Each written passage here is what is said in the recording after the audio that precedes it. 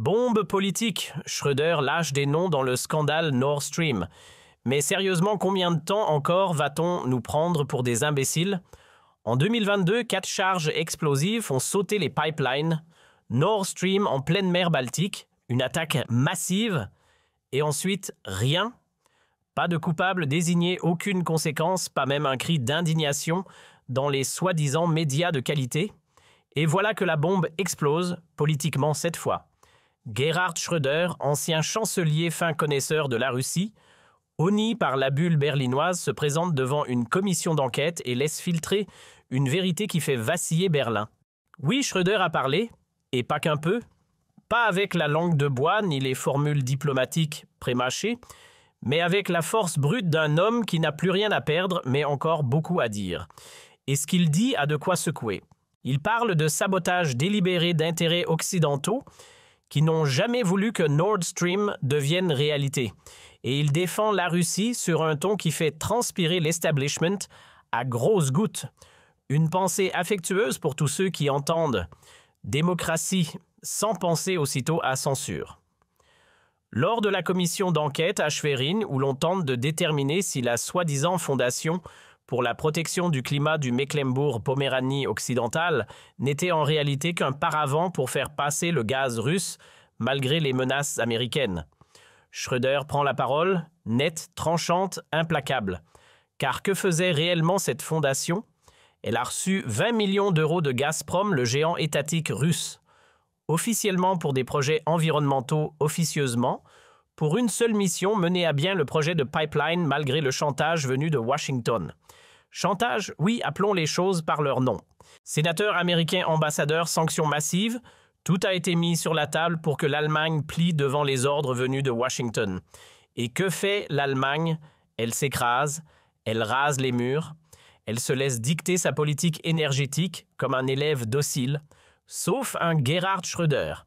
Et c'est là le véritable scandale, non pas le pipeline, non pas la Russie, mais l'attitude servile de notre propre gouvernement. Et là, les choses deviennent intéressantes. Tandis que Scholz, Merz, Baerbock et consorts rivalisent cas de surenchère dans la rhétorique anti-russe, 2 Ukrainiens surgissent, soudainement en Pologne et en Italie, soupçonnés d'avoir participé au sabotage des pipelines Nord Stream. L'un d'eux, Volodymyr Z, plongeur de formation ancien militaire. Le profil idéal pour une telle mission. Et que se passe-t-il? L'extradition est suspendue. Aucune explication, aucune transparence. Comme si quelqu'un redoutait que ressorte une vérité qui dérange, qui ne colle pas au récit officiel. Et maintenant, posez-vous la question, pourquoi cette piste n'est-elle pas creusée? Pourquoi dès que le mot « Ukraine » est prononcé, toutes les autorités se referment comme des huîtres parce que ça ne colle pas au scénario politique? Parce que c'est gênant, parce que ça fait éclater le récit bien pratique, les gentils contre les méchants, en noir et blanc comme dans un film hollywoodien. Sauf que la réalité, comme toujours, est un peu plus nuancée. Et voilà Schröder, seul face à tout un système qui voulait depuis longtemps l'effacer de l'histoire.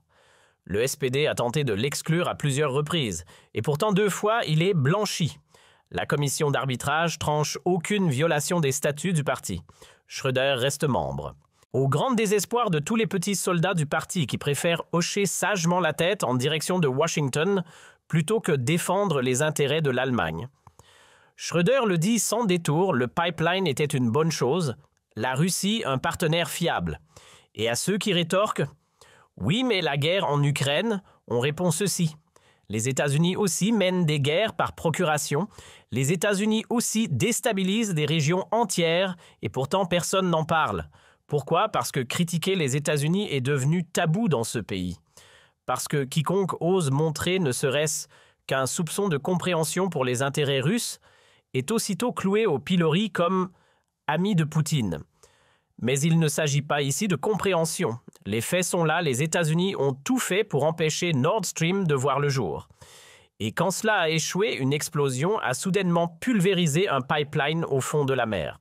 Ce n'est pas un hasard, c'est un calcul politique.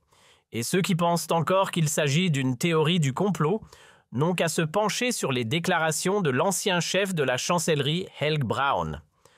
Devant la commission, il a confirmé le gouvernement était au courant de l'existence de la fondation. Merkel avait été informée. Et pourtant, personne n'est intervenu. Pourquoi? Parce qu'on savait parfaitement ce qui était en jeu, parce qu'on savait que l'Allemagne s'effondrerait économiquement si le gaz ne venait plus.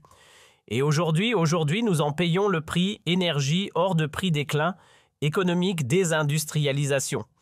Tout cela parce que l'idéologie a soudainement pris le pas sur la raison parce qu'on a préféré faire exploser un pipeline plutôt que de l'utiliser intelligemment. Schröder appelle ça de l'hypocrisie. Moi, j'appelle ça de la trahison nationale. Accroche-toi bien car ce qui suit, tu ne l'entendras sûrement jamais dans les médias publics. Gerhard Schröder, lors de son audition devant la commission d'enquête, n'a peut-être pas pointé du doigt de coupable précis, mais quiconque sait lire entre les lignes comprend parfaitement son message. Pour lui, la destruction de Nord Stream n'est pas un coup porté à la Russie. C'est une attaque directe contre l'Allemagne. Et il a raison. Car que s'est-il passé concrètement? L'Allemagne disposait avec Nord Stream d'un lien gazier direct stable et bon marché avec la Russie, une véritable artère énergétique qui fonctionnait depuis des décennies. Et puis soudain, boum, 4 explosions au fond de la mer, sans déclaration de guerre, sans avertissement, en plein milieu des eaux internationales. Et personne ne sait qui a fait ça. Vraiment, non, chers amis de la pensée critique, rien n'est élucidé ici parce que la vérité dérange. Car qui en profite réellement? Certainement pas l'Allemagne, pas davantage la Russie. Mais les États-Unis, l'Ukraine, les grands groupes énergétiques occidentaux, là le tableau change complètement. Depuis la destruction des pipelines, le gaz liquéfié américain afflue vers l'Europe, cher polluant et source d'une nouvelle dépendance. Et qui garde le silence? L'UE, le gouvernement fédéral, les médias, tous jouent le jeu. Parce qu'ils savent, si jamais il s'avérait que des intérêts occidentaux, voire des cercles proches de l'OTAN, étaient impliqués dans ce sabotage, alors tout l'édifice de la supériorité morale s'effondrerait. Schröder a parfaitement raison quand il affirme que ce n'était pas un incident technique, c'était une manœuvre de pouvoir géopolitique.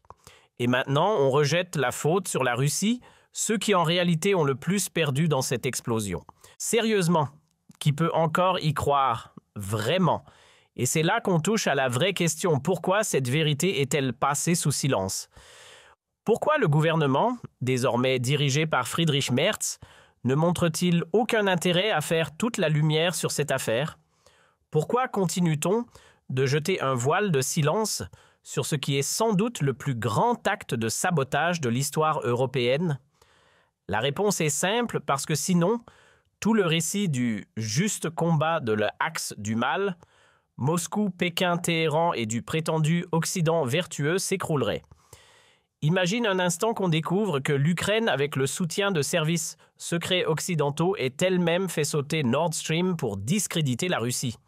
Qu'est-ce que cela provoquerait pour le soutien allemand à Kiev? Pour les milliards transférés chaque mois pour les livraisons de chars, l'aide en munitions, les promesses de reconstruction, tout s'effondrerait. C'est précisément pour cela qu'on tait, qu'on déforme, qu'on ment. Et les médias, bien sûr qu'ils suivent le mouvement. Au lieu de prendre au sérieux les déclarations de Schröder, on le tourne en ridicule. Un vieux monsieur malade aigri, entend-on dire. Mais attendez une seconde, si Schröder est si insignifiant, pourquoi cette panique à Berlin? Pourquoi la capitale s'agite-t-elle autant lorsqu'un homme de 81 ans prononce quelques vérités dérangeantes devant une commission? Parce que Schröder dit tout haut ce que des millions de gens pensent, tout bas, qu'on nous a menti, que les partenaires transatlantiques n'ont rien de partenaire, et que nous avons été conduits en toute connaissance de cause vers une dépendance énergétique qui nous détruit. Et ça, ce n'est pas un accident. C'est un calcul politique froidement mené. Et il faut le dire clairement, si Schröder est encore écouté aujourd'hui, c'est uniquement grâce à son réseau, à sa proximité avec la Russie, à sa connaissance des coulisses de ces accords. Cet homme en sait bien plus qu'on ne le croit. Et peut-être, juste peut-être, que son message est au fond un avertissement. Cessez de faire de la Russie l'ennemi absolu. Cessez de vous laisser dicter votre conduite par le chantage de Washington. Mais qu'il écoute encore le Parti social-démocrate?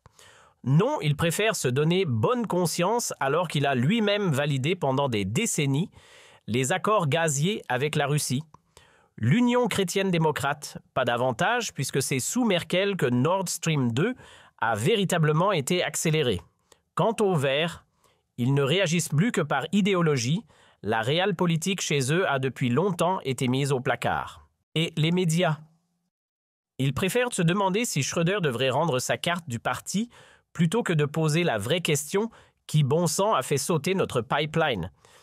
Mais au final, et c'est là que ça devient intéressant, la vérité finira par éclater. Peut-être pas aujourd'hui, peut-être pas demain, mais un jour, un nom surgira, un ordre, un document. Et alors tout deviendra clair, la destruction de Nord Stream n'était pas une erreur, c'était un acte de guerre économique. Et l'Allemagne en était la cible. Le rôle de Schröder est peut-être controversé, mais le fait qu'il ait le courage de poser les bonnes questions mérite le respect. Car à une époque où même les anciens chanceliers doivent être réduits au silence, toute voix dérangeante devient une lueur d'espoir. Tendre salutation à tous ceux qui, en entendant le mot « transparence », ne pensent pas aussitôt à documents classifiés et bâillons.